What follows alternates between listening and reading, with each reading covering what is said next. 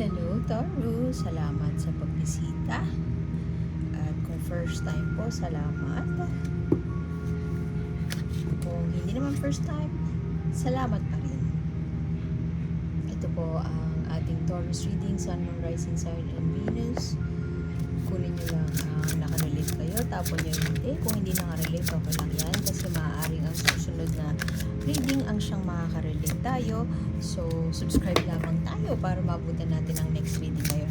Pero naniniwala ako meron tayong makukuha dito dahil hindi tayo napadpad dito nang wala lang. May dahilan kung bakit napadpad tayo dito at maaaring merong maliliit na mensahe na tayong mapupulot dito lalo na sa Oracle card.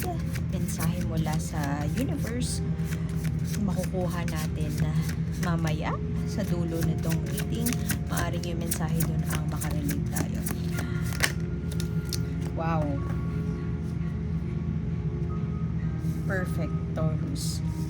Maaaring in love, very much in love si Taurus.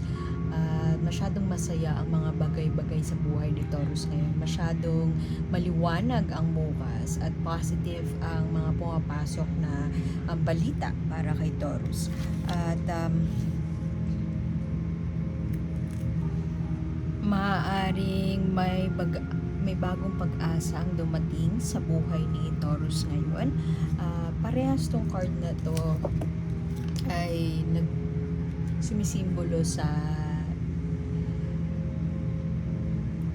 alam mo yung innocence ng isang bata. So maaaring may panibagong pananaw o panibagong pagtingin sa isang sitwasyon na nagdulot ng failure ng mga nakaraang panahon. Maaaring meron tayong tinry na bagong idea, meron tayong tinetest o experiment in the most recent past pero hindi siya nag-work. At sa ngayon parang it's either kinakalap mo yung mga natutunan mo doon, looking forward to the future ka na positibo. Yung original or yung traditional image ng the sun ay isang bata. So maaaring bagong pagkakataon o tumitingin ka sa future mo na puno ng pag-asa. Back to the drawing board, kumbaga. Pwede din na yun nga, very much in love pa, nag-reach out sa'yo yung childhood sweetheart mo, pwedeng ganon. Pero with the presence of Page of Swords here, maaaring may delay in the most recent past. Tas ngayon, it's either failure na picking up the broken pieces at inaayos mo na moving forward, or nagkaroon ka ng parang may nasaradong pintuan pero may nabuksan na bintana. At ito ay nagdadala sa'yo ng kilig at kaligayahan kasi maaaring gusto mong bigyan ng pat in the back yung sarili mo kasi hindi ka nag-burn ng bridge dati. Kahit pa may mga taong nanakit sa'yo, hindi ka alaga ng tampo, hindi ka nag-hold ng grudge. Kaya ngayon, binibiyayaan kayo ng universe ng isang mensahe para makapanimula muli o para tignan ang isang hindi magandang sitwasyon sa buhay mo with such positivity at pag-asa. Kumbaga, kung meron darkest phase in your life, halimbawa, matagal ka na naghahanap ng kliyente, parang ang tagal-tagal ng divine timing na sinasabi. Ngayon yung divine timing na dumating kasi kumbaga hina-harvest mo na yung mga magagandang bagay na in-invest mo noon sa buhay mo. O diba, maaaring kung ano man yung may hinihintay ka siguro na mensahe na hindi dumating, pero positibo mong tinitingnan yung hinaharap at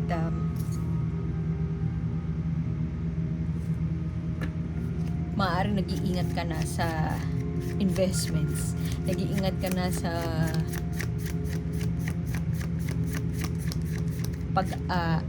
pag-manage ng resources, pag-manage ng pera, sa pag-invest, sa pag-iipon.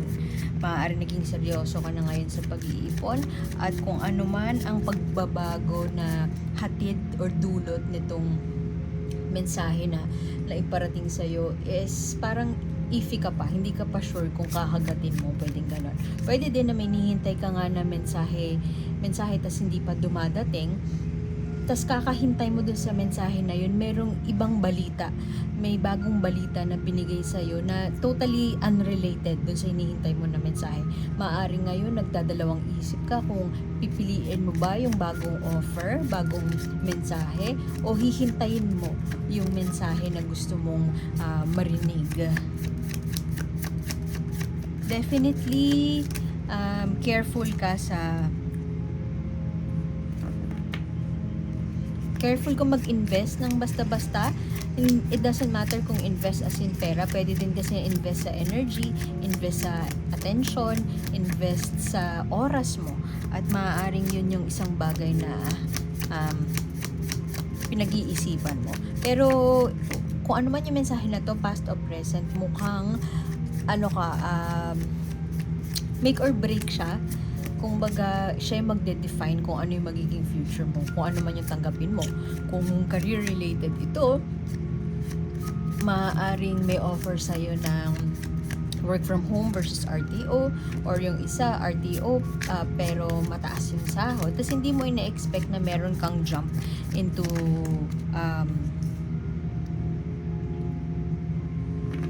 jump ng career. Pwede din na i-iba sa inyo ang hinihintay na mensahe, message from a lover, an ex-lover, a soulmate, pero ang dumating sa'yo na positive ay may bagong career offer. Yung ganon, magkaiba ng naghihintay ka ng divine timing sa, let's say, sa career, pero ang dumating sa'yo, message of love. Pwede din kabaliktaran. Naghihintay ka ng mensahe from your lover, from a partner, pero ang dumating sa'yo ay career offer. So, maaaring meron kang pagkakataon na in front of you na ayusin, i-reassess yung mga decision mo in terms of career or in terms of kaperahan. Kasi mukhang ito yung tamang panahon para i-lay mo yung ground na solid. Kasi mukhang kung nandito ka para isipin kung ano yung kahihinatnan or swerte na patungo sa'yo, career related siya, at siguro yun yung bintana na bumukas. Kung halimbawa nagsarado ang iyong love situation, kakabreak mo lang, mukhang good news ang parating sa'yo, o more blessings to come in terms of your kaperahan, in terms of your pera. Kung sino man, meron tao siguro sa paligid mo, Taurus, Virgo, or Capricorn, or maaaring ikaw to ay hindi mo kasundo in terms of pag-handle ng resources. Pwedeng partner mo to, hindi kayo magkasundo kung paano ibabudget ang pera. Pero definitely, meron kang pipiliin. Mas leaning towards with this new card here, yung lovers, mas may leaning towards ako to thinking na yung new offer or bagong pag-asa or bagong paniwala ay may kinalaman sa pag-ibig, sa matters of the heart. Maaaring yung decision na kailangan mong gawin moving forward ay may kinalaman sa pag-ibig. Maaaring hindi na nag-work out yung romantic life natin, at hindi na tayo magkasundo ng partner natin, pero kailangang baguhin yun. At aware ka naman na hindi kailangang baguhin ng ibang tao para sa kagustuhan mo. So, feeling mo hindi na mangyayari yun na mababago pa siya. It's either naghihintay ka na mabago pa siya, which is a wrong way forward. Pero pwede din na na-realize mo na ngayon na hindi mo mabago ang isang tao. At meron hesitation, naghihintay ka ng ganon, at dadalawang isip ka kung maghihintay ka pa ba. Kasi ayaw mo namang ikaw magbago. Ikaw yung mag-control ng sitwasyon. Mag-control ng sitwasyon, that could mean ikaw na yung aalis mismo. Ikaw na yung you would call it quits. Ikaw na yung makikipaghiwalay. Ayaw mong gawin yun. Kasi maaaring leaning towards ka naman na hintayin siya magbago. Maaaring yung partner mo is a fellow earth sign, Taurus, Virgo, Capricorn din. Kasi kailangan mo nang mamili, kailangan mo nang magdesisyon, pero nagdadalawang isip ka kasi parang feeling mo masyadong risky. Masyadong risky ang mga bagay-bagay. Gusto mong aralin muna, maghintay muna. Masyadong methodical si Taurus at gusto niya muna parang solid yung plano bago siya gumawa ng move. Anything na gagawin mong move moving forward is something na promising, pero ayaw mo munang gumawa ng drastic na bigla-bigla na move kasi yun nga, gusto mo munang aralin at gusto mo munang feeling mo, alam mo isa sarili mo deep inside nang kailangan mo ng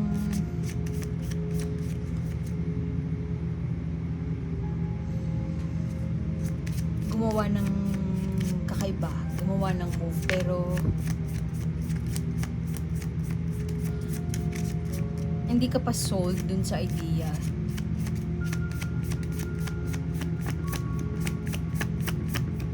Kumbaga turning point na. Kailangan mo nang gumawa ng move, pero natatakot ka dahil baka matalo ka lang. Natatakot ka kasi baka maging mali yung desisyon mo, pero sinasabi sa'yo ng universe, kailangan nang baguhin. May kailangan nang baguhin. Changes have to be made whether you like it or not. Merong isa dito sa connection na ito na hindi siya sold sa idea na gumawa ng pagbabago. Parang hindi na matapos-tapos yung away sa pera, pwedeng ganun. So, isa lang ang solusyon, makipaghiwalay. Or isa lang ang solusyon, mag-restructure, let's say, loan restructuring, ganyan. Pero ayaw mong gawin. Yung bagay na magsusolve dun sa issue mo ngayon ay drastic change siya. Maaaring may kailangan ng investment, maaaring kailangan paglabas ng pera, maaaring kailangan pag-aralan mabuti, mag-spend ng maraming panahon para aralin siya. Pero part of you ayaw gumawa ng move, ayaw kumilos. Nahulog, wait lang. Okay. Ingat ka na may pipiliin mo hindi gumawa ng aksyon. Hindi gumawa ng aksyon, hindi kumilos dahil tingin mo anything na ikikilos mo ay hindi magdudulot ng maganda. So, wala namang masama na i-try. Maaaring yun lang hinihintay sa'yo ni universe ang gumawa na aksyon. Pero definitely, sa panahon na pinapanood mo to, ito ang tamang panahon para mapayabong kung ano man yung mga na-invest mo nung nakaraan. Pwede din kasi na investment to na as in stocks investment, tapos kinakailangan mo mag-invest kasi nga recession na naman. So part of you gusto mo mag-invest, pero part of you nagdadalawang isip, o siguro kailangan mo pang pag-aralan yung mga bagay na para magkaroon ka ng informed decision. So, essentially, money-wise, ito ay period ng balance sa'yo. Ito ay period ng ang pangit pakinggan, pero sadyang may mga tao talaga na sasaya sa pera eh. I mean, cliche na yung money can't buy you happiness, pero it's a means to happiness. Tanggapin na natin yun. So, si Taurus dito ay mukhang focus siya sa finances at mukhang in favor sa kanya ang tadhana para maging successful money-wise. Romantically, mukhang si Taurus ay kailangan ng mabusising pagtatrabaho. Kailangan trabahuhin yung issues niya sa relationship. Meron siyang pinagdadaanan, meron kang pinagdadaanan na may kinalaman sa matters of the heart. Meron ng hindi nakakatuwa para kay Taurus. I mean, hindi na siya masaya.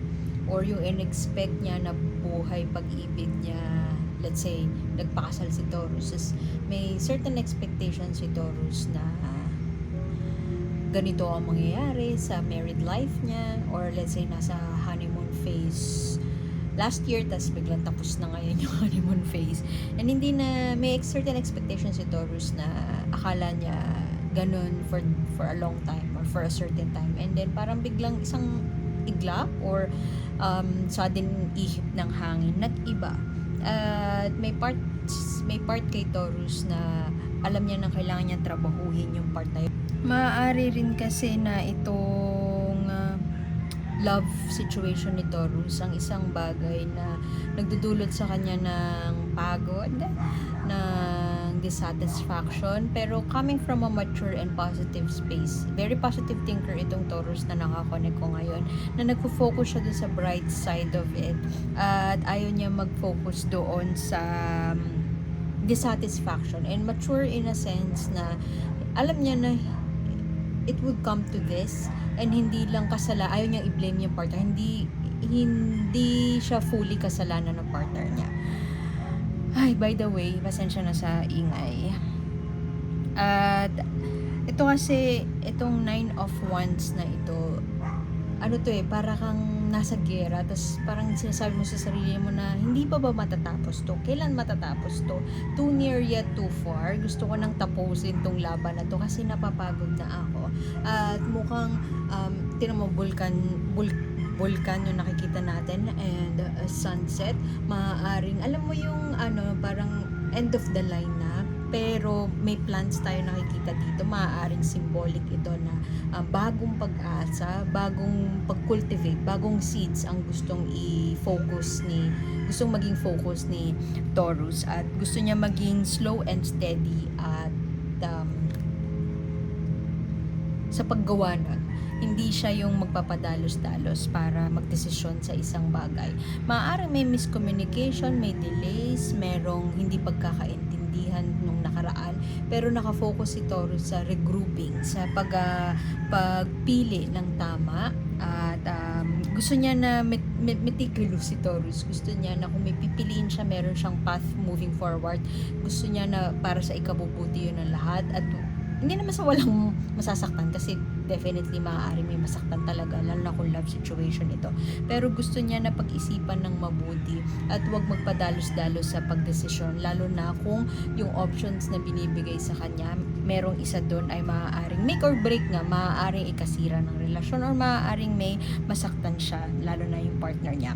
Pero overall, mukhang si Taurus, na nakita ko na rin sa mga previous reading, mukhang si Taurus ay he or she cares for yung kung paano i-handle yung finances. Para sa kanya mahalaga yon. Hindi sa mukha siyang pera pero yung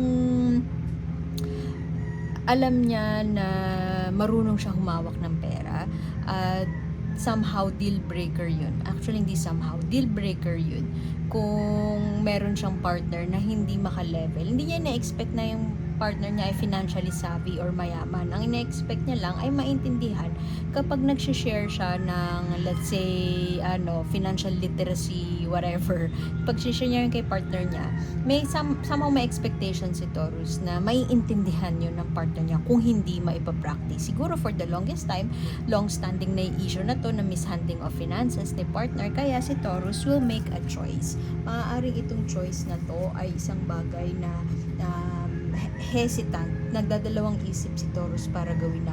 Gusto niya nang i-let go yung part na mishandling of finances, care of the partner. Pero at the same time, may konting pag-asa pa, umaasa pa si Taurus na magbabago yung pananaw ni partner when it comes to finances. At kung ang solution ay para umalis na sa sitwasyon, or kung ang solution ay makipag-break na, medyo hindi yun kinukonsider ni Taurus. Gusto niyang pag-isipan ng mabuti bago siya magbigay ng mensahe, whatever that message is. Pero whatever the result is, si Taurus ay mukhang magiging happy sa fact na financial stability is mapoprotektahan niya. Yung kung sacred para kay Taurus yung financial management at financial savviness, buo yun na mapoprotektahan ni Taurus moving forward. So sanang ituloy yung reading mamayang gabi para hindi maingay. Pero andito na tayo at sayang ang momentum natin. So pasensya na po. Kasi core energies mo, Taurus Sun, pwedeng back to the drawing board, seeing the situation in a different light, inner child, focusing on your inner child, nagkaroon ng bagong hobbies, at 6 of Cups. Maaaring merong rekindling of relationships. Something has failed in the past, miscommunication, delays, failure of an idea, plan na hindi nangyari. Pero looking to the bright side si Taurus and positive, it's either i-rekindle niya yon or mamimili siya ng isang bagay and that could na sacred sa kanya. Merong roadblock ngayon si Taurus and maaaring yung roadblock na yun ay nanggagaling dito sa bagay na kailangan niyang baguhin pero ayaw niyang baguhin kasi feeling niya magiging detrimental siya sa relationships or sa money. Pero overall, you are at a point in your life na nagre-reassess ka na saan na ba ako papunta, ano na bang gagawin. Pero regardless of the changes that have to be made, si Taurus ay solid siya sa plano niya. Ayaw niya magmadali. Hindi nawawala doon yung pagpapahalaga niya sa resources niya, pagpapahalaga niya sa hard work niya, pagpapahalaga niya sa mga bagay na ipinundar niya. Maaaring maraming options ang binibigay, maaaring yung mga kaibigan sinasabi na try mo na to, gawin mo na to, pero si Taurus ay ayaw magpadalos-dalos, ayaw gumawa ng desisyon na tingin niya hindi taliwas dun sa kung ano yung pinaniniwalaan niya. Tingnan mo naman yung message sa'yo na universe transition. Maging graceful. At maging kumbaga yakapin mo kung ano man yung mga pagbabago na binibigay sa'yo ng universe. Itong image na to, ito yung imago na tinatawag. Diba may banda na imago. Imago kasi siya yung in-between phase ng yung nasa cocoon yung caterpillar hanggang maging butterfly siya. Dinadala ka ng universe into a path of transformation, better version of yourself. Maaaring hindi mo pa yung nakikita ngayon at hindi ka pa komportable doon, pero maging bukas lang tayo doon sa idea na ang transition phase na to ay isang parte ng ating journey towards becoming a better version of ourselves. So, tingin ko tama yung sinasabi, tama yung stand mo na hindi magpapadalos-dalos at marami mga options binibigay sa'yo. Hindi mo kailangan mamili ngayon. Maaaring itong mensahe din ito is get cozy. Be comfortable dun sa transition na nangyayari sa'yo ngayon. Okay lang na maging steady at sakto yung pinanggagalingan mo na looking into the bright side of the situation. At nandun ka na sa period of re-evaluation, reassessment at maging komportable ka lang dito sa transition na yun. The more you resist, the more it will persist. Hindi mo kinakailangan tanggapin ngayon, pero maaaring unti-unti. Tama yung ginagawa mo na unti-unti at methodical tayo, dahan-dahan sa pagtanggap kung ano man ang ibibigay sa atin ng universe. Kung pagod ka na at tingin mo gusto mo nang i-let go tong laban na to, you are free to do so. At kung meron ka mang pipiliing choices, pipiliing magpagdidesisyonan sa mga susunod na araw, basta hindi mawawala yung kung sino ka, yung pag-alaala sa kung sino ka as a person. At tandaan mo na ito ay parte lamang ng isang magandang hinaharap. Yun na lang yung, doon ko na lang yan iiwan. Anyway, salamat sa pagbisita, Taurus, at sana makita ko kayo ulit next time. Like, share, subscribe lang po. And thank you. See you soon. Bye-bye.